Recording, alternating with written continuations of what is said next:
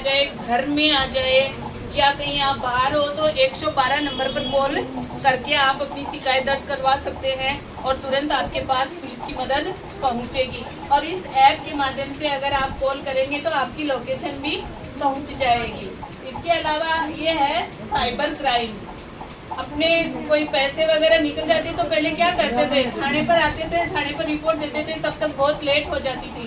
तो अब तुरंत आपको 1930 ये 1930 कॉल है साइबर क्राइम। अगर अपने साथ कोई साइबर क्राइम हो जाता है तो तुरंत अपने को इस नंबर पे अपने मोबाइल में, इसीलिए हमने ये ऐप डाउनलोड करवाया है आपसे कि तुरंत आप अपनी हेल्प खुद कर सको और तुरंत कॉल करके अपने इसके बारे में जो भी सूचना मांगे वो बताते जाओ, ताकि आपके पैसे नहीं निकलेंगे, होल्ड रह जाएंगे उसमें चाइल्ड हेल्पलाइन नंबर है, बच्चों के साथ कोई कुछ हो रहा है उसकी रिपोर्ट दे सकते हैं।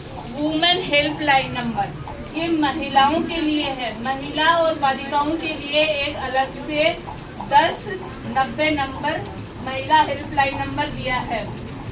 इसमें आपको आपकी जो भी समस्या है उसका तुरंत समाधान किया जाएगा। इसके अलावा आप कहीं शहर में बाहर गए हुए हो, शादी में गए हुए हो, अकेले हो, रात को आपको रेलवे स्टेशन पर उतरना पड़ा, रात हो गई लेट, आपके साथ परिवार का कोई सदस्य नहीं है, आप अकेले हो, तो आपको ऐसे लग रहा है कि मैं असुरक्षित हूँ कि मैं ऑटो करके अकेली महिला कैसे जाऊँ, तो आप अब ये 1090 पर नंबर पे कॉल करके पुलिस से हेल्प ले सकते हैं। पुलिस आपको घर तक छोड़कर सुरक्षित छोड़कर आएगी, तो इस नंबर से आप सहायता ले सकते हैं जब भी आप कहीं बाहर एग्जाम देकर आ रहे हैं। इसके अलावा इसमें पुलिस डायरेक्टरी है कि पुलिस के नंबर भी आपने को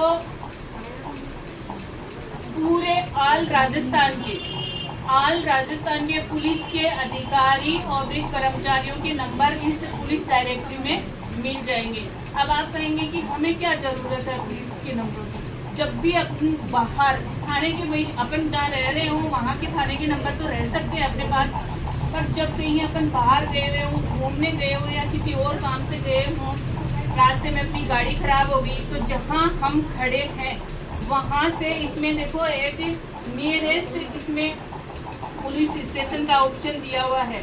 इस ऐप के माध्यम से आप देख सकते हो कि मेरे पास कौन सा पुलिस स्टेशन, मैं जहाँ खड़ा हूँ वहाँ कौन सा पुलिस स्टेशन पड़ता है। फिर अपन इस डायरेक्टरी में जाएंगे, पुलिस डायरेक्टरी में, वहाँ जाकर इसमें जब अपने को थाने का पता चल जाएगा तो इसमें देखो डिस्ट्रिक्ट का ऑप्शन है, डिस्ट्रिक्ट भरेंगे तो डिस्ट्रिक्ट भरते ही फिर इसमें ये खुल जाता है। अपन ने जैसे झुंझुनू डिस्ट्रिक्ट भरा, आप अपने मोबाइल में देख सकते हैं, तो डिस्ट्रिक्ट भरा, फिर झुंझुनू के ये देखो पुलिस ऑफिसर्स के नंबर आ जाएंगे। पहले तो इसमें सभी पुलिस ऑफिसर्स के, जैसे अपन देखना चाहें कि अपने एसपी साहब कौन है, ये देखो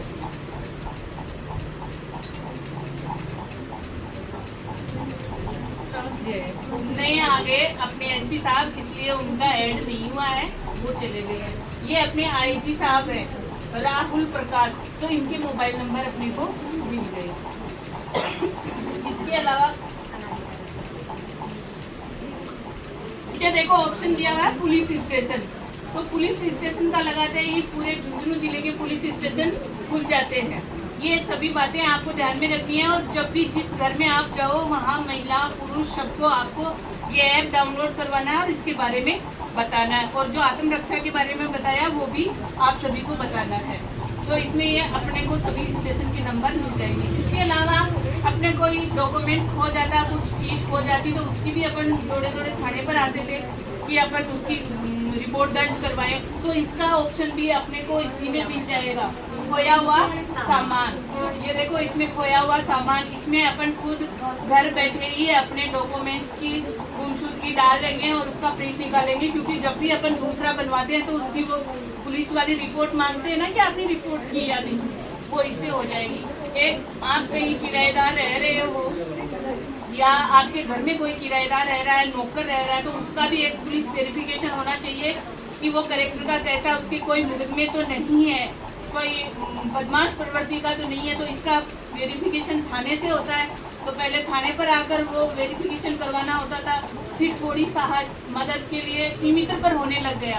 अब आप घर बैठे ही इससे आप किराएदार और वाला और ये लोकल वाला सत्यापन घर बैठे ही अप्लाई कर दोगे और फिर थाने से वेरिफिकेशन हो जाएगा तो डाउनलोड कर सकते हो। आपके साथ में कोई आपने थाने में रिपोर्ट दर्ज करवाई तो उसकी एफआईआर आपको नहीं मिली तो वो एफआईआर भी अपन इस ऐप के माध्यम से डाउनलोड कर सकते हैं, देख सकते हैं।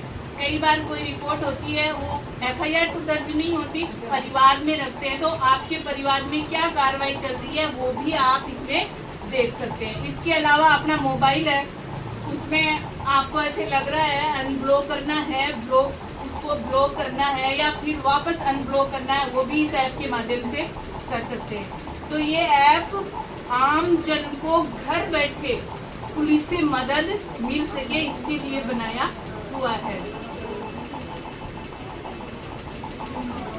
अलावा आपको ये साइबर क्राइम के बारे में बताया गया कि बैंक से कोई ओटीपी वगैरह नहीं आता है, तो ये बात आपको सभी को समझ में आ गई है। कुछ दोबारा और कुछ बताऊं मैं इनके बारे में, यानी मेन बात आपको साइबर क्राइम के बारे में उनको बताना है।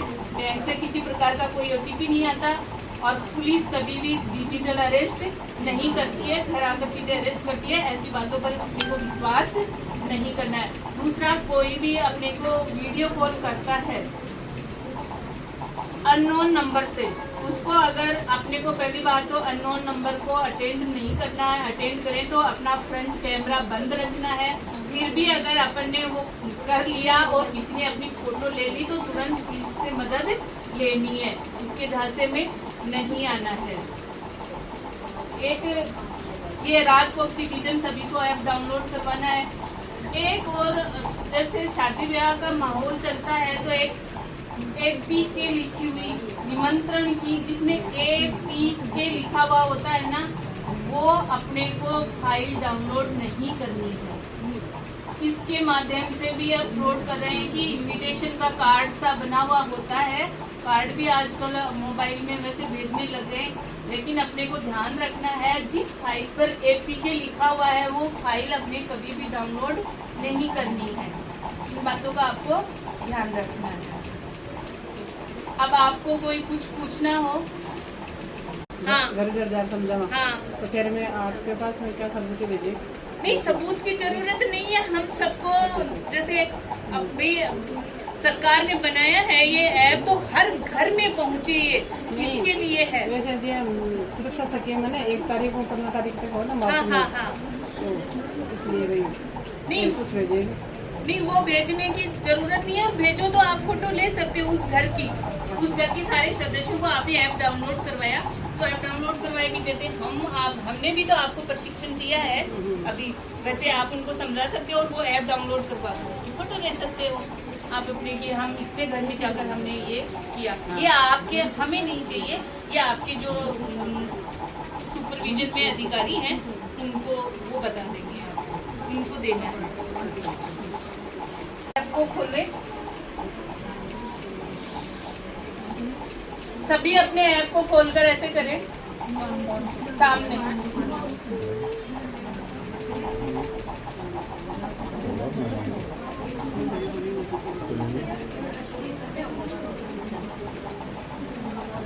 सबने डाउनलोड कर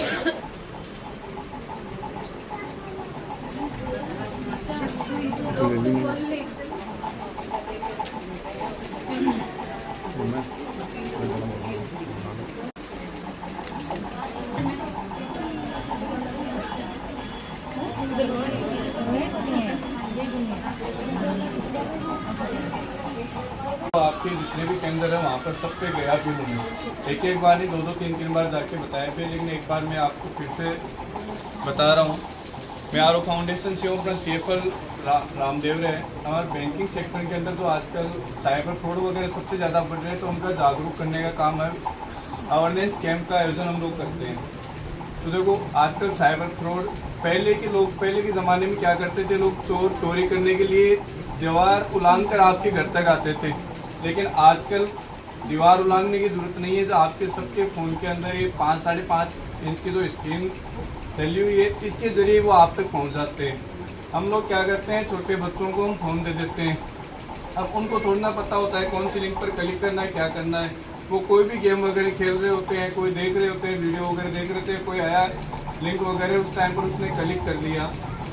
और तो आप ड्राइव के अंदर आपकी ईमेल आईडी के जरिए आपके मोबाइल नंबर वगैरह सारा डाटा ईमेल पर आजकल रहता है, तो उनके ज़रिए उनके पास पहुंच जाता है। तो पहले बात तो आप जो भी सोशल मीडिया ऐप है, क्रोम वगैरह कोई और भी है, तो उनके ऊपर आप पासवर्ड वेरिफिकेशन, डबल वेरिफिकेशन लगा के रखा करो। उसके बाद में दूसरी चीज़ ये, अगर कोई शिकार हो जाए तो उसमें डरने की और घबराने की ज़रूरत नहीं है। कई बार क्या होता है, हम समाज से, घर वालों से, पड़ोस से इनके डर से हम बता नहीं पाते हैं खुलकर। तो आप गवर्नमेंट ने क्या किया कि नंबर जारी किया 1930, जैसे मैम ने बताया था अभी, तो उनके ज़रिए भी आप कॉल करके आप अपने साथ जो घटना घटी है वो बता सकते हो उनके। अगर पढ़े लिखे और भी है तो आप www.cyber.government.in पे भी आप जाके सूचना दे सकते हो। इन दोनों के माध्यम से आप बता सकते हो, या फिर कोई बैंक कर्मचारी बन के आपको बोलता है, वो KYC आजकल सबसे ज़्यादा चल रही है। चाहे पेंशन का सत्यापन होता है, अकाउंट हो 10 साल से पुराना जिनका अकाउंट है उनकी भी KYC वगैरह हो रही है। तो कभी भी KYC आपको OTP के माध्यम से ना तो कोई बैंक वाले करेंगे, ना कोई पेंशन वाले करेंगे। तो इस चीज़ का भी आप ध्यान रखना। तो जब तक कैंडिडेट जाके वहाँ अंगूठा नहीं लगाता है तब तक KYC मान्य नहीं होती है। तो उस चीज़ का भी आप लोग थोड़ा ध्यान रखना।